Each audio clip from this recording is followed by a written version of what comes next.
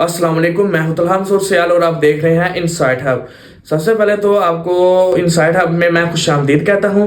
आज हम बात करेंगे पाकिस्तान की मैशियत के हवाले से कुछ अहम अपडेट्स की। सबसे पहले मैं बात करता हूं कि पाकिस्तान में जो महंगाई की शरह है उसमें कमी आई है। जुलाई 2026 में रिपोर्ट आई है कि उसमें जो महंगाई की शरह है, इन्फ्लेशन रेट है, एनुअल इन्फ्लेशन रेट जो है वो कम होकर 9.2% तक हो गया है। लेकिन उससे पहले अगर हम एक माह पहले जाएं तो 11.1% था। ये इकोनॉमिक स्टेबिलिटी की तरफ एक अच्छा कदम है, मगर याद रखें कि ये स्टेट बैंक ऑफ पाकिस्तान का जो टारगेट है वो 5.7% है, उससे ये काफी ज्यादा अभी ऊपर है। इस लॉकडाउन की जो बड़ी वजह है वो है हाउसिंग, आपका ट्रांसपोर्टेशन सिस्टम में कमी आई है लेकिन इसके अलावा जो फूड इन्फ्लेशन है उसमें अभी भी इजाफा है। वो 10.6% तक अभी भी फूड सेक्टर में अभी भी इजाफा है, उसमें कमी नहीं आई। ये अवाम के लिए एक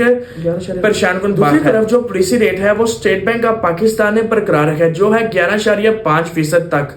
इसको बरकरार सेंट्रल बैंक ऑफ पाकिस्तान का कहना है कि माइक्रो इकोनॉमिक सिस्टम में इजाफा हुआ है और ये एक अच्छा इकदाम है।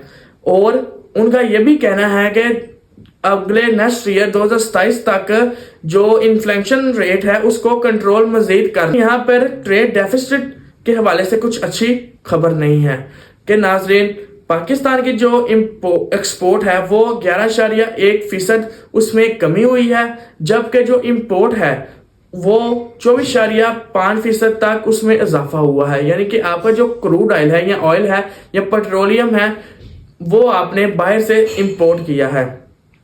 ये 2026 की रिपोर्ट है, आप जाके खुद भी इसको चेक कर सकते हैं। तो नाजरीन, आज की वीडियो में मैं आपसे इजाजत चाहूंगा, तो आपने जरूर कमेंट में बताना है कि आज की वीडियो किस तरह थी।